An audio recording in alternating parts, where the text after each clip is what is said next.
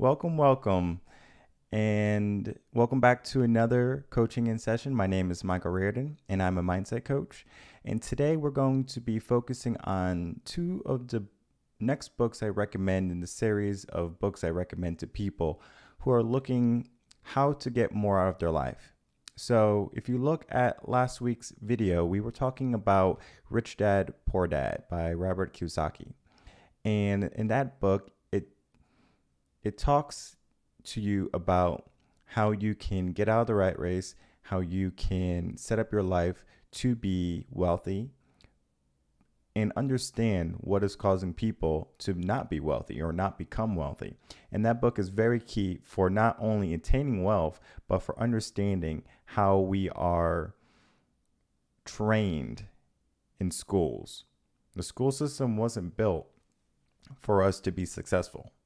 The school system is built to make us just another part of society, right? To put it very lightly.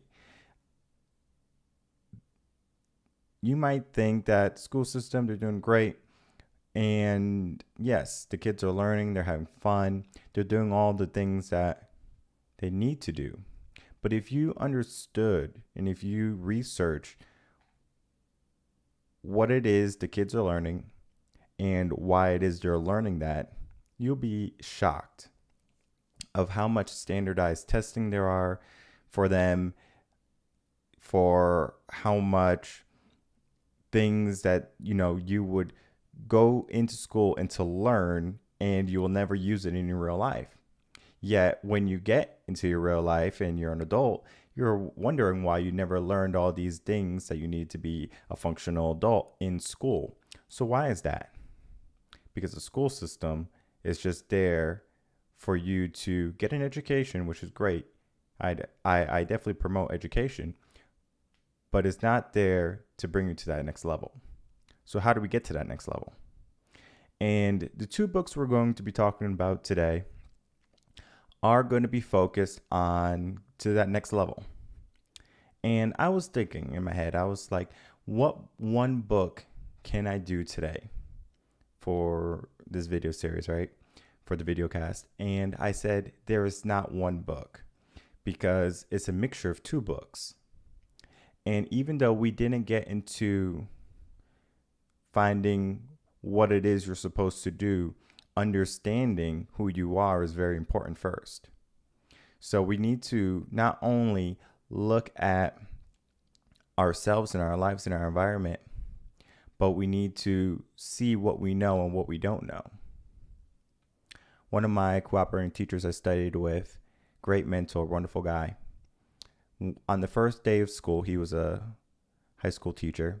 On the first day of class, every single class, he always started off, we're going to start from day one, from the beginning, right? And even though it might be an advanced class, he said he was going to start, from the beginning, from the bottom. And it's not because he didn't have faith in the students. It's just that he wanted to make sure that if there was any holes in someone's learning, he would be able to cover those holes, to fill them in before they got to the harder stuff, to the more challenging things. So how many holes do you have in your life? How many holes do you have in your knowledge?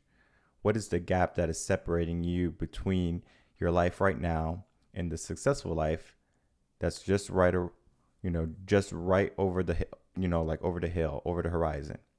So there's something that's stopping you, something you need to know, someone you maybe need to meet to help fill those holes, to make your ride and your progression toward greatness a little bit smoother. So let's get into the books, because both books have something to offer. And the first book is talking about mindset. So again, I'm a mindset coach, and what I do is I focus on the way you think, right? How do you see a situation, and where do you go from there? So looking at the first book, we're going to notice what it's going to tell us, and it's everything to do with it being an adult.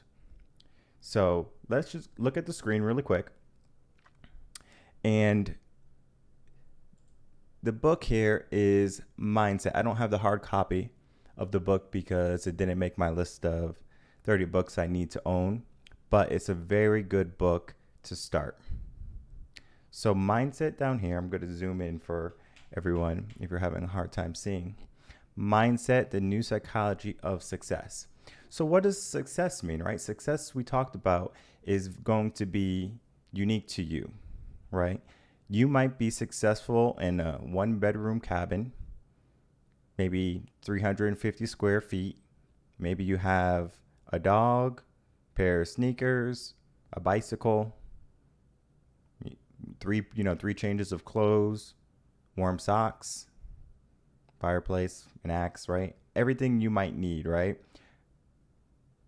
But it's not a Ferrari, a mansion, 5 bedrooms, 29 bathrooms.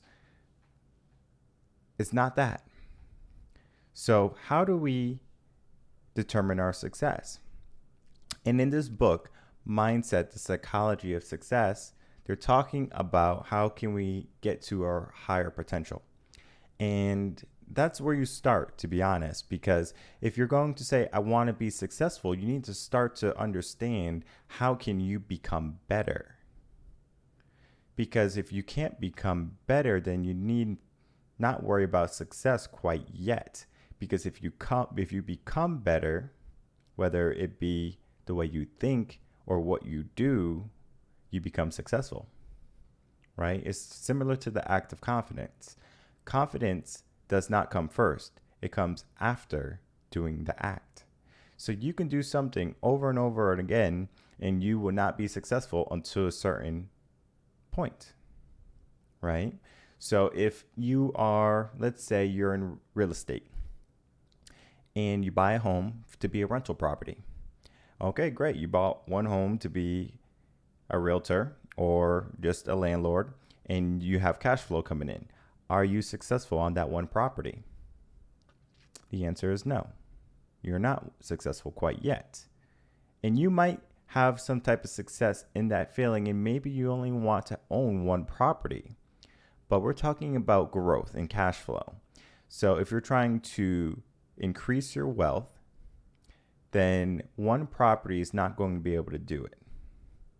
So how many properties is the number that is needed to give you the life that you want, right? How much cash flow do you need per month to live the life that you want? And we can talk about numbers that you should be basically only spending 40% of your income, and that's after expenses. And then the rest you should be able to use any way you want. And for that 60%, I do encourage you to invest, save, or to reinvest your money. So that's success. But it talks about being a good parent. Let's get a little closer. Being a good parent. Being successful in business. Being successful in school. And being successful in your relationships. So that's a lot, right? Talking about your mindset. And we have all these different areas. And each area is going to require you to think a little bit differently, right? You're not going to be a parent and have the same type of thinking and logic as you would in your relationships. Because if you think about how a relationship is, it's almost like a 50-50 type of partnership, right? And we're not going to get into relationships yet. That's going to be next month. But just for the sake of today, we're going to say it's a 50-50 type of partnership. When you're a parent, it is not 50-50. And the reason why it's not 50-50 is because your young ones are not able to provide for you, right? They might be able to love you unconditionally. They might be able to make your day a little bit brighter, but that is not a supporting system for you, right? Love is not going to pay the bills. As much as I wish it would is not. So that type of difference, right? Whether you're a parent and then a relationship, you're not going to have the same type of mindset, because when it comes to parenting, it's going to require a different approach than it would in a relationship. All right. So each one is going to require a different type of mindset. So understanding all of those different types of mindsets are going to be essential to help you grow. And the book, what I really like about the book is very similar to what I teach. So if someone is just starting off and they don't know basically anything about what is the next step, how do I level up, what is mindset, right? I never even heard about mindset until college. So when it was school, in high school, it was always work, right? Study, take your test, get your grade back. If it's good, great. If it's not, oh my goodness. What are you going to do? How can you get that grade back up? So mindset was something that was very interesting to me, right? Self-growth, self-betterment. And when I started to go on that journey, that was in college though, but a little bit of my mind had started to change and evolve in high school, where I really didn't understand what really caused that. It was just a coming of age type of thing, where I said, all right, if I want my life to be different, I need to do something different. If I want to have a certain type of success, I need to look around me and be very choosy who I allow in my life. So just that simple thinking made me say, okay, these friends, I'm going to put them in this corner. These friends, I'm going to put them in this corner. And these people, I'm going to put front and center. This is where my focus is. So I started to focus a little bit more at what I needed to focus on. And that's why I recommend this book. Because if you are in a place where you're just confused, maybe you're afraid to fail, and you're not really sure what is the next step for you, this book is a really great starting point. And though you can read many of my blogs and get the book in separate chunks, the book does hold some type of consistency, right? Of course, you're not going to be a parent first. You're going to be working on school, then maybe a relationship because you're in school, maybe you have a boyfriend or girlfriend. After school, maybe you're going to start a career, whether you're working in a minimum wage job or you were able to get an internship somewhere. This is high school. Now you're working, you have a career as business. And down the road, maybe you decide to have kids, and now you're a parent. So it's going through the different phases you have to understand. And each mindset can be used in different areas. It's just certain areas are going to be different. And I like to think of it as a multi-tool, right? You're not going to use a parent mind when you're dealing with business, right? Because if you are going to say, oh, hey, Johnny, you can't do that. That's naughty. You're not going to say that to your business partners. They're going to look at you like you're weird. So don't be weird. Understand what type of mindset and when to use it. And that's kind of a trial and error type of thing. When I was a teacher, I was teaching K to 12. And teaching a kindergartner is not the same as teaching a 12th grader. Totally different animals. What you can say to a kindergartner, you can't say to a 12th grader because it's like almost baby talk, right? Where you might be dumbing it down, not in the sense that they won't understand, but in the sense for them to learn better and more efficiently. So when it comes to different types of mindsets, understanding that is key. And that is why that's one of the books I recommend. And then to join this book, we have going to be a John Maxwell book. So just right above it, sometimes you win, sometimes you learn.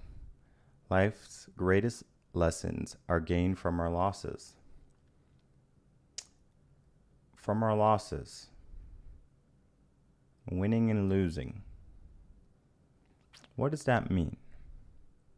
Well, it simply means that our failures can sometimes be our greatest teachers.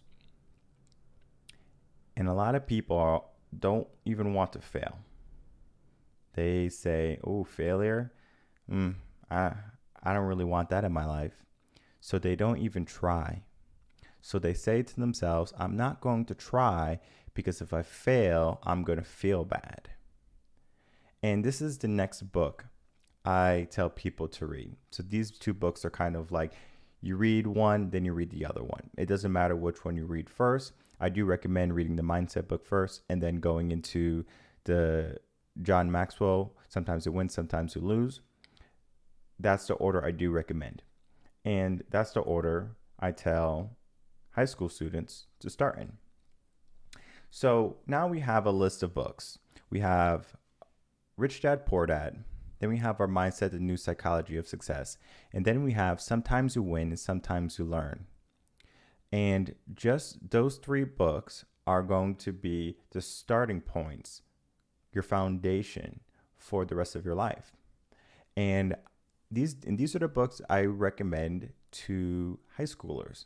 And if you haven't read these books and you are in a low place or you're just starting off on your journey to success and wealth and the attainment of abundance, I do recommend these books to be your foundation, because not only do they give you valuable information, they give you stories of people who have already went through it, people who have failed, maybe even very similar to how you have failed.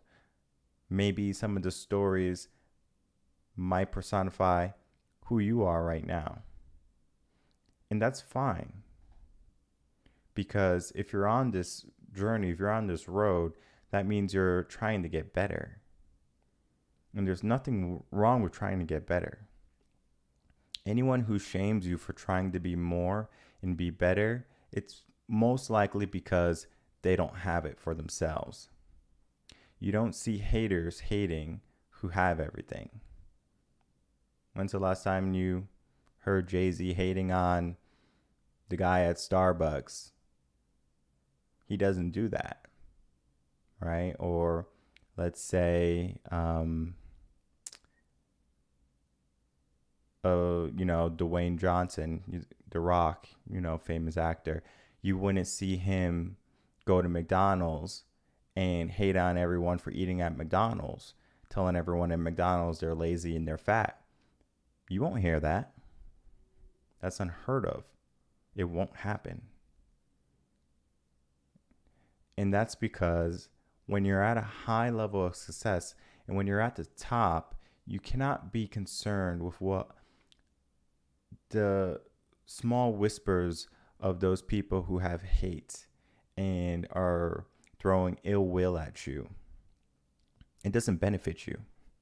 So understanding simply that you have something to offer and that you can offer it, you can attain any level. You don't need to worry about what someone says or what someone does. And that's where the fear of failure comes in, because many people are afraid to fail. I get emails from high school students who are graduating and they're worried about their next step. They don't want to go to college, maybe they're thinking about joining the military, maybe they're thinking about not staying in the family business, and they just want some input. But it all circles around because they don't want to make a mistake. That is what is common in those high school students' way of thinking. They do not want to make a mistake, because if they make a mistake and they fail, they fear that they can't recover. And I remember my financial advisor, I had a financial advisor when I was 18, and that's when I started investing. right before the 2008 recession type of thing, I invested some money. And again, I'm 18, so I'm going to listen to the guy. But I kind of was worried about losing the money. So I was talking to him. I was like, but what about the recession? There's been talk on the news saying that we're going to have a recession and that it's probably not a good time to invest. And the investor said, you are 18 years old. If I was 18 and I started investing, I will be a multi-millionaire, right? He said he gave me a number. And I was like, interesting. And what he tried, or what he wanted to put in my mind was, you're in this for the long haul. So what if the market falls in a year, tomorrow, next week, right? It doesn't matter because you're so young. Compounding is going to take over. And by the time you retire, you're going to have an abundance of wealth. And that's where people struggle because they say, I fear losing this because I'm losing what I have. But what you have is not going to be what you will gain, what you will get. So if you can understand that there's something more in your life that you're going to achieve, you have to get rid of some things sometimes in order to get what is above, right? What is next? If you have a 1,500 square foot apartment and it's filled to the brim with stuff, and you move into, let's say, a 2,700 square foot home, you have 1,500 square feet of stuff, and you might not bring all that, with you, but let's say you did. What would you do? You would just fill up that 2,700 square feet with more stuff. So now you're at capacity again. You have to sometimes get rid of things to make room. Because you were content with 1,500 square feet, of belongings, but then you had a bigger house and now you need more things. That's where, a little bit of materialism comes in, where you need to feel like you need to have this area with a lamp or with a palm tree or something, right? And it's always going to be revolving, right? So if you're in a small house, you decorate your house and then you say, okay, my house is decorated. And then when you get a bigger house, you're like, oh, I got to decorate the house different. Maybe it's different paint color or there's different types of floor. So all the stuff you have won't work. So you buy new stuff and you have to decorate it and you fill it up again. And there's nothing wrong with there's nothing wrong with having a nice house. But we're talking about your mind and you're using the house as the example. If you keep filling up your mind with junk, because essentially that's what it is. It's a decoration, but it's nice junk. How can you make room for what matters? Maybe it is your partner. Maybe your kids. Your passions, your gifts, your family members, your friends. What matters to you? And as soon as you can realize that, you're going to not be afraid of failing. You're not going to be afraid of falling. You're going to be more afraid of not trying. And even that fear of not trying is not going to appear as fear. It's going to appear as ambition. So what these two books do is A, help you get a strong mindset. A mindset that is strong enough for you to build your foundation on. You don't build a house on soil. You build it on a foundation. Because when you're building your empire, you're building up. That is why it's important to make sure the foundation is set. It's not slanted, it's not crooked, it's not cracked. It's ready to go. It's ready so you can build upon it. So you need a foundation in order to build your life. And that's what school's lacking. Yes, they teach you how to read, they teach you how to write, they teach you how to do math. But how many things have you learned in school that you have not used to this day, and maybe you're 55 years old?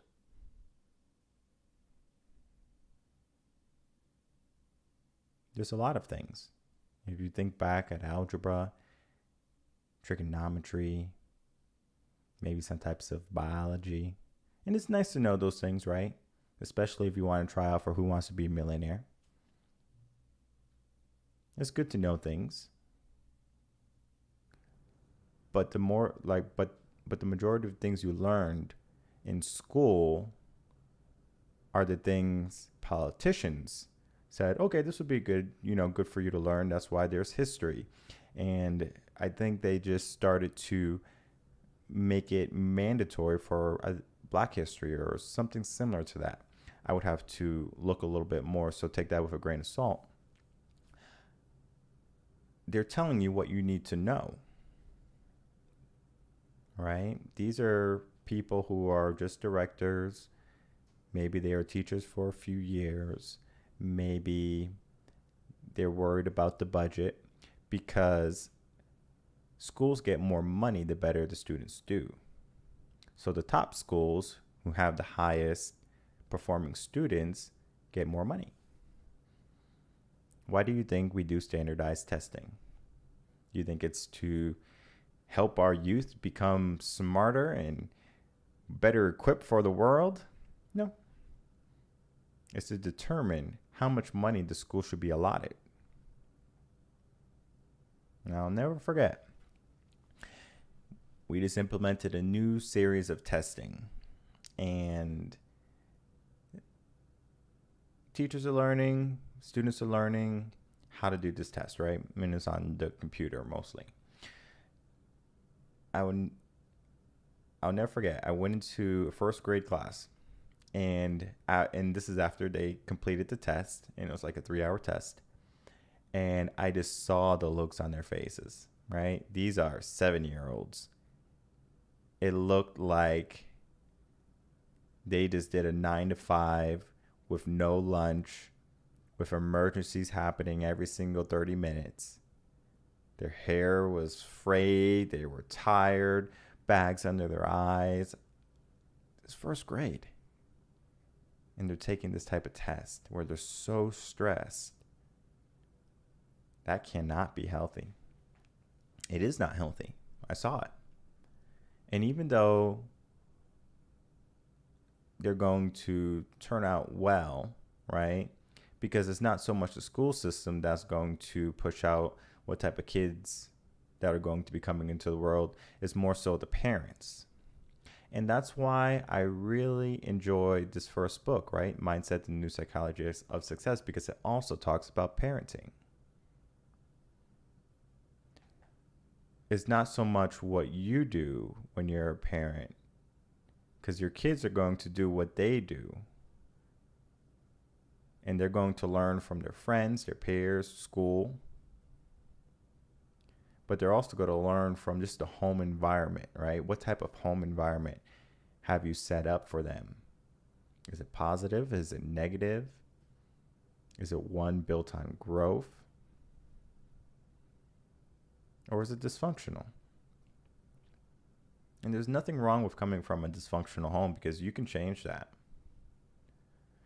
And I remember I was talking to one of the coordinators for Toastmasters. That's when I was doing some Toastmasters work. And we had a 2.5 hour conversation. And the premise of what I do is we're turning the impossible around. We're making never Revan, right? We are making the impossible possible. So you are always given a choice, either to do it or not to do it, to succeed or not to succeed, to win or to lose. You're given a choice. And what I tell people is to give in, not give up. And you might say, I'm giving in and I'm losing, but give in, give yourself in to your purpose, to your goal, to your gifts, to your passions, to your success, to your abundance, to your life, to your family, everything. Put everything you have in. Don't take it away. Don't give up. Tell yourself, what can I do to be better? Right? What can I do to be better? What can I do to grow? And that simple understanding is enough to shift your mind and say, I can do this. Because if you're thinking that you can't, then you can't. And that's what mindset is. It's allowing your mind to be more positive than negative. And if you have been reading my blogs for some time, but this is the first time I'm saying it on the video series, is that our mind is naturally negative. Right? We are about 100,000 years old with this evolution of humans, and our mind is naturally negative. And the reason why our mind is naturally negative is to keep us safe. But in our current society, we are pretty safe. We don't have to worry about saber-toothed tigers jumping out of the bush and trying to get us. We don't have to worry about hunting for our food. We don't have to worry about starting the fire to stay warm, or skinning an animal, skinning an animal to get the furs we need to stay warm in the winter. We don't need to worry about that. We live a very plush life right now, where many of us have AC or means to cool ourselves off in the hot days. We have water, fresh water to drink, food to eat. Many of those things that we would have to work for when we didn't have grocery stores, personalized homes, etc. So our mind was negative in order to keep us safe. What happens if there's a saber-toothed tiger in that bush? You're going to be a little bit more cautious, right? Your body's primed for fight or flight. Maybe if you're going out hunting, you might maybe have a club, spear, arrows, right? You're going to go out and be prepared. Now we go out with a smartphone and our keys and we call it a day. Very different lifestyles, but our brain is still primitive in the sense it is negative. Our brain is saying, well, something could happen, so if it does happen, okay, I'll just kick in fight or flight and we'll be good to go. But fight or flight is beneficial to us. There is going to be limits, right? Because if you're out of shape, it doesn't matter how much your body gives you. You're going to run out quicker if you are out of shape than if you were in shape. And the same is true with your mind. Your mind's going to run out of gas and resilience before it achieves its goal.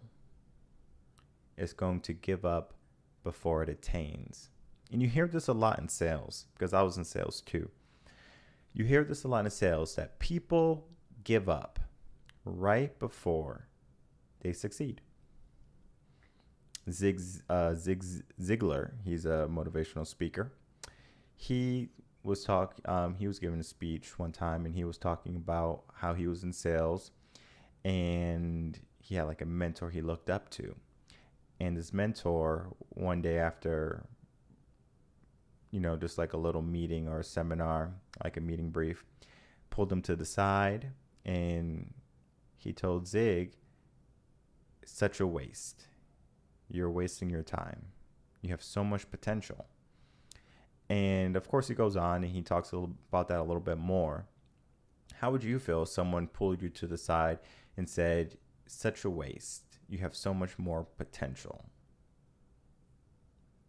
What would you start to think? And most people are going to go to the negative, right? Because what our brain is naturally negative. yeah, I am a waste. What am I doing with my life? I'm going to quit. I'm leaving. I'm going to quit. This is not, I wasn't built for this. This job wasn't for me. This is not my, this is not my passion. This is not my gift. This is not my purpose.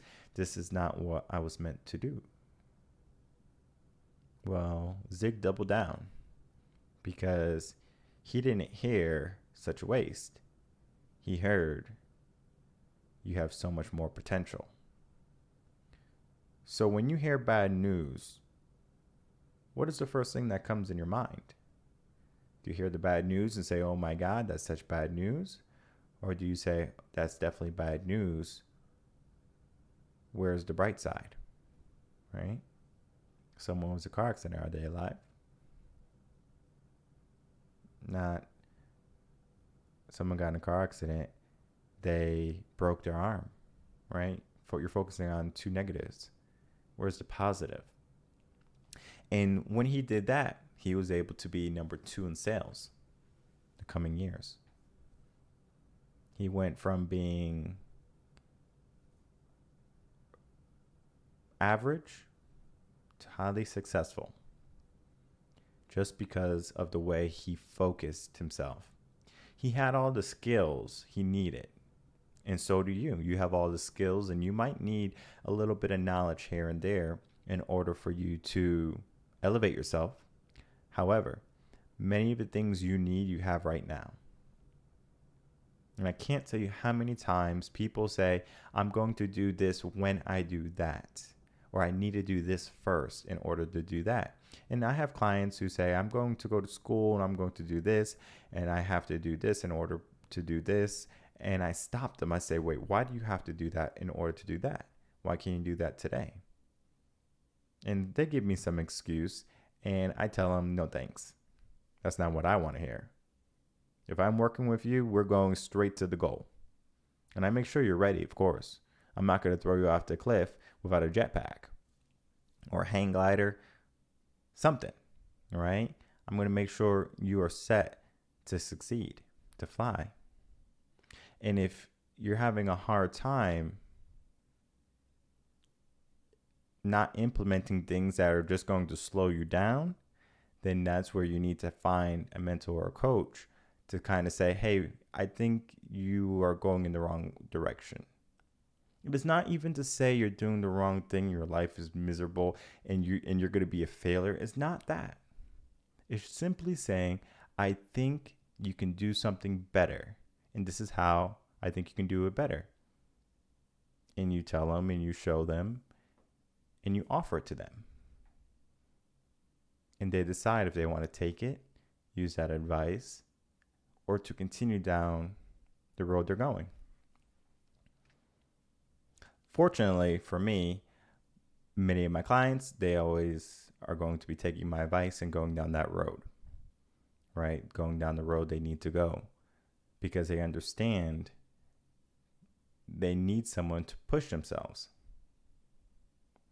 Just like if you were in the gym, if you go by yourself or if you go with a partner. If you go with a partner, if you're feeling down, guess what? Your partner is going to lift you up. Come on, let's go. Let's push it. But if you go by yourself, you have to do all that work all alone. And this is where a lot of people fail when it comes to the gym, because they say, I'm going to the gym, but they don't recruit a partner that's going to stay in the gym with them for the long haul. So if you're trying to get in shape, you should ask someone who's already going to the gym, who has a routine of going to the gym, and someone who's going to hold you accountable. So that's where trainers come in, typically, because trainers will be at the gym, and typically trainers are in shape. I have seen some trainers not in shape, and not at my gym, but I know in general speaking, some trainers are not in shape, and some trainers don't even know what they're doing. So not to say all trainers are bad, because that's not the truth. similar to what people like to talk about is, one bad apple type of thing. It's either know your stuff or, figure it out. Training is not as difficult as it needs to be. And by that, I mean, understand the body. How does it move? How does it operate? What do you need to lose weight? How do you gain weight? Understanding those little things. It doesn't have to be complicated. You don't have to learn about, I need to figure out how many calories are in a slice of bread, and they can't eat white bread because white bread is bad. It's only wheat bread, etc. You don't need to know that. Just understand the basics. And the basic is, if you're trying to lose weight, you need to be in a calorie deficit. That means more calories going out than calories are going in. Your body has maintenance calories, and then they have calories you can lose from working out. And of course, you have your calories you consume every day. And as long as your calories you consume is less than your output, you're good. So that's just fitness, but we are going to talk about that, I think, in November. So mindset, very important. Simply just understanding what it is. But then we get into the other one. I'm going to show you the books again for anyone who's just joining in. We have our 2 books. We have our mindset book, which we just spoke about. And then we have our sometimes you win, sometimes you learn. Or so like he covers lose and puts learn, because you're not really a loser if you're trying. Because what makes a quitter a quitter? I think that's what needs to be talked about. The fear of failure stops many people from going after more in their life. They believe that they don't have what it takes. They don't have what they need right now, so they put off. They table it. They prolong the journey to attain something, right? They put a contingency on a goal, on a reason. And as long as you do that, you're going to have a very slow progress in your growth. So the person who fails 1,000 times is going to be better equipped than the person who has succeeded 10 times. And though it may seem like, well, I'd rather be successful than to fail and to lose. Yes, I understand failure doesn't feel good. I understand success feels really nice, but we learn so much from our successes. But we learn a lot much more from our failures. And this is where a lot of people struggle, because they fail, but they don't pay attention.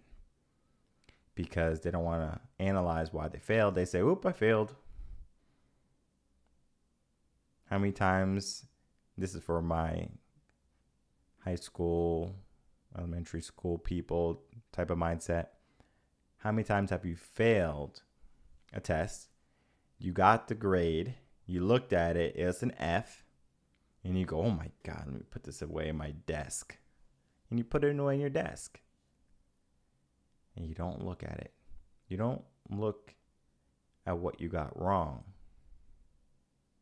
And if you did look, I guarantee you look at what you got right, because it's easier to take in the positive notes to the test. All right, I got this, I got that, I got that. But learning is not so much about what you know, it's about what you don't know. So you can learn what you don't know. Because if you already know it, why do you need to learn it more or better? When I was training in doing instruments, with new instruments that I'm learning, even guitar. When you're reading a piece of music, it is advised, once you are playing the music, that if you make a mistake, you don't go back to the same mistake. And if you go and you stop on that mistake, you're going to make that mistake again. So it's very interesting how paying attention to your failure causes more failure. But if you say, okay, I'm going to play past that piece, and you play past the piece and you complete the piece, and you look back at the piece, but not at your successes, but at the failure, you are going to be better able to be successful in the piece the next go around. And I find that interesting, because if you're going to only worry about what is going to be going on or going wrong, how can you worry about what will go right? And the same is true for your life. And Kalam just asked, how do we stop procrastination? Well, procrastination is a mindset. Procrastination has to do with your confidence. It has to do with you understanding what needs to be done. And we're global. I think we have Germany in chat too. If you procrastinate, it's because what you want to do requires a certain amount of energy. And you won't apply that energy until the fear of not doing it is greater than the fear of doing it. So I'm going to say that a little bit different, and I'm going to say it again. The reason why people procrastinate is because they fear doing it. They don't want to do it, right? If I don't want to do something, you have a type of fear toward doing it. I don't want to go to the gym. Well, why don't you want to go to the gym? Because I'll look stupid at the gym, right? Fair. Maybe you don't want to go to the gym because you're tired, right? Let's say you're tired. So you have a fear of getting better. The fear of not doing it is not greater than the fear of doing it. So how do you get over it, right? How do you not procrastinate? And that is a mindset trick. And what I do with my mind is I count. You count. What does that mean, right? Simply telling your mind that it has a time limit. In schools, they do this without the kid even knowing that they can't procrastinate. They'll put a timer on the board or on recess, right? So when recess is over, the bell rings. When the bell rings, guess what happens? Everyone lines up. Why don't we have many students saying, oh, I'm not going to line up. I'm going to keep on playing? That doesn't happen. Well, it does happen because we do have some rebellious children, and shout out to them because they're amazing. It's because they understand time's up. I had my fun. Now it's time to get back to work. And somewhere in our life, whether it be in high school or college, we were able to give ourselves some leg room. And the moment you give yourself some leg room and you procrastinate one time, it only takes once, it becomes a habit. So now you have a habit of procrastinating because you procrastinated once. It's the same thing as failing, or the fear of failure. You procrastinate one time, or you fail one time, you create this habit, and then it becomes habitual. So understanding how not to create procrastination is just as important as managing it. So her name is Mel Robbins. She came up with the 3-second rule. And I use this 3-second rule every so often because I'm typically a go-getter. So if I want to do something, boom, it's done. But if I find that I'm procrastinating for some odd reason, that it is happening, maybe I'm tired or I just had a rough day, or I just tried to unwind in some way, I give myself 3 seconds. And I use this for maybe getting up in the morning. I use this for getting off my phone if I'm doing emails or something that's maybe a little bit less productive.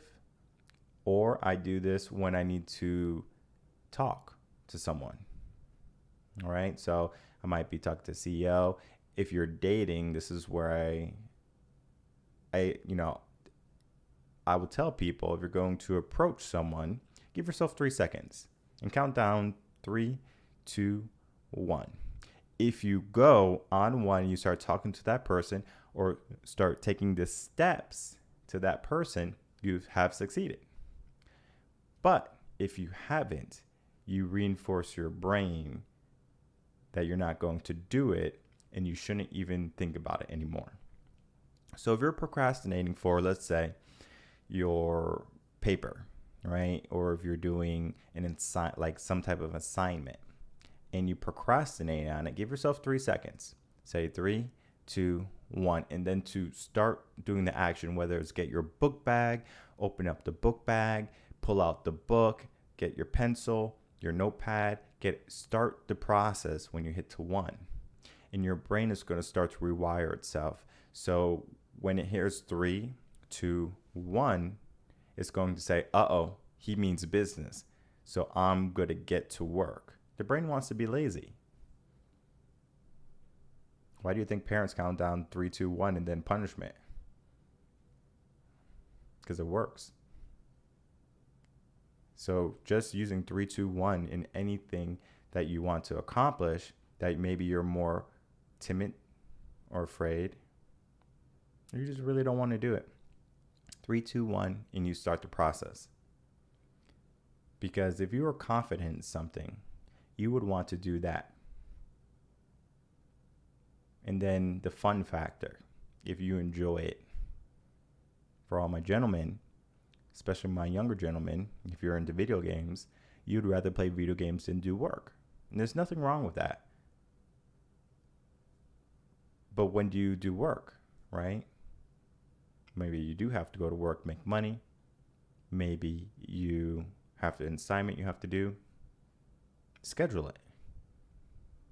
And how I get around my current day to not allow procrastination to take over, my whole day is scheduled. I schedule it out. My mind is very organized. My life is very organized.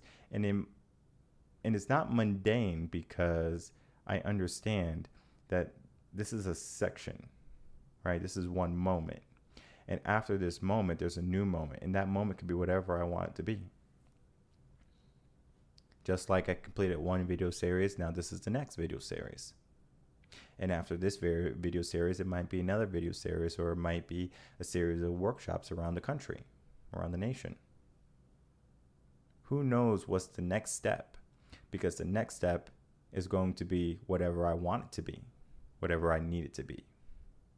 And it's always some type of challenge, because procrastination typically comes when you are dealing with some type of challenge. If something is more difficult, you're not going to want to do it as easily. So understanding that if something's difficult, okay, do you do the difficult thing first, or do you do it last? And the best way I can tell you how to identify if you're that type of person is to get some type of candy you like, but it has to be multi-flavor candy, whether it be fruit snacks, Starburst, where they have different colors, pink, red, orange, yellow, and rate those. So let's use Starburst, for example, because Starburst is a candy that many people know about. So the OG Starburst, we have pink, red, yellow, and orange. Which one is the best color? It's not a secret. Which one do you like? So whatever color you choose as your top, what's your number 2? So once you have your number 2, figure out your number 3. And then figure out the least favorite, your number 4. And what you do with that understanding, so you have your favorite Starburst, your second favorite, your third, and your fourth favorite. But you only have 4. How do you eat them, right? What order do you eat those Starbursts? Do you eat your favorite first, or do you eat your less favorite first? That's going to tell me more about you than you know about you, because you don't pay attention to that. You go, oh, I'm going to eat the good one first. Okay, great. The good one is going to be the easy stuff. So if you have to clean the house, maybe the easiest thing for you to clean is your room, or picking up the clothes, right? Or maybe just putting a load in the wash. But maybe the most challenging thing to do is you have to do the dishes. And maybe your parents or whoever's cooking doesn't know how to cook, and they burnt all the dishes. So then it's even more work for you. That's a lot of work. Your least favorite thing. So identify your most enjoyable thing and your least favorite thing. And if you're the type of person who wants good first, then you want to do the easy thing first. But if you notice that you would eat backwards, right? So you eat your less favorite and you save the best for last, then you want to do the most challenging thing first. And we need to talk about decision fatigue also. Each day, you're allotted a certain amount of choices. And even though it might seem like, oh, I can make as many choices as I want in a day, you're already making like 30,000 choices a day, subconsciously or consciously. That's why when the day is over, when you work a 9 to 5, at 5 o'clock, the majority of people are coming home and they're sitting on the sofa. The majority of people are going out to get fast food. Maybe not the majority, but a good amount of people are going out to get fast food instead of cooking. And it's because they ran out of energy to make proper, healthy choices. So understanding that too can stop procrastination. But then circling around to our books again. What is your mindset telling you? You have a mindset saying, all right, I'm going to take it easy on myself? Or do you have a mindset that's saying, hey, I understand this is difficult right now, but we're going to push through it, right? We're going to get to the other side. And when it's time to rest, it's time to rest. If you played any sport, there was a time to rest, whether it be halftime, timeouts. Maybe there was a foul or something went on in the game where there was a brief pause. You can rest there. But when it's game time, you're not lollygagging. You're not just walking around aimlessly. You have a purpose. So do that. Follow that. And then not to be afraid to fail. The most important thing is to understand that your failures are going to bring you great things, not the opposite. If you think failure is going to tear down your life or is going to make you more inferior than someone else because you failed, you're wrong. Because I appreciate a person who tries and fails than someone who's even afraid to try. Because there's two main differences. You have one person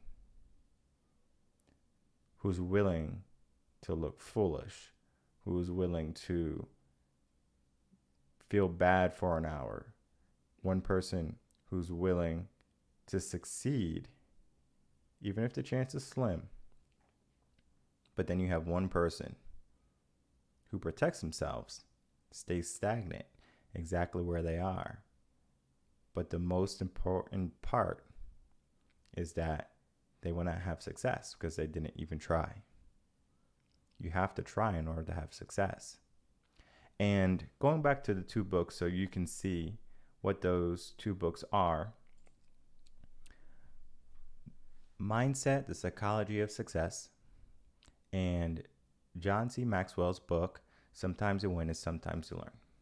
And you might see many coaches, I know on LinkedIn, for some reason, there's so many coaches who get training from John Maxwell. And I wonder, why does everyone get training from John Maxwell? And I will say that I have talked to many of them, and everyone I have talked to has been delightful. They are very wonderful people. They are ambitious. You can see the sparkles in their eyes where they're just exuding happiness, right? Motivation, because they understand what's possible. What's next is what they want. And if you can understand from reading these two books, your mindset and your failures are 2 in 1. You need both to get to the next step. Because if you learn about mindset and all the wonderful things that it can do, the next thing your brain is going to say, but what if I fail? What if I fall? What if I don't make it? And that's why these 2 books should be read back to back. And that is going to be the second series of books I recommend. So the first book being Rich Dad, Poor Dad, and then these being our second series of books. That is going to help build the foundation you need for the next steps, right? The next part of your life. Because we all want better for ourselves. We all want to be in a better place. We have dreams. Maybe you want to own a big mansion, a yacht, Lamborghinis, whatever it be. You can have it all. But you can't have it all if you're not willing to put in the work. If you're not willing to adjust your mindset and to focus yourself towards success. If you're not willing to fail because you're not even willing to try. And don't allow procrastination to take over. It's going to not serve you anything. Would you like if your waiter procrastinated with your food at the restaurant? Would you like if your parents procrastinated giving you your allowance? Would you like if your boss procrastinated giving you your paycheck? No. You wouldn't like it. So why do you procrastinate in your own life? Procrastination doesn't bring you anything better. What it brings you is temporary false comfort. Because you will have to do it. And if you don't do it, is there a consequence? And if there is a consequence, is it severe enough for you to care or not care? And sometimes applying consequences to your goals, to your mission, will help you and allow you to put more focus and more directive on achieving it. So we're going to talk about that a little bit more on Friday. I do have an interview that we're going to bring in another coach, and she's going to be talking about her career. And I'm going to be asking her some questions very similar to questions I ask first-time clients of mine. But she's going to talk to me about how she works with her clients and how you can help elevate your life. So that's going to be coming on Friday. And until then, email me at Coachinginsession. Ask me your questions and I will be sure to get them on air. If you are just coming in to chat, you can always ask your questions in chat. I do have chat up, so I will be able to read them and be able to answer those questions too. All right. So if you can ask them in chat, you will have those questions answered. And if you're feeling nervous, you're feeling shy, you don't want people to send you a message saying, oh, you don't know about this, then you can send me an email at Coachinginsession. Subscribe, follow, like, do all the great things with the video just to keep the interaction up. And we will meet again Friday, 7 p.m. Central Standard Time. And until then, take care.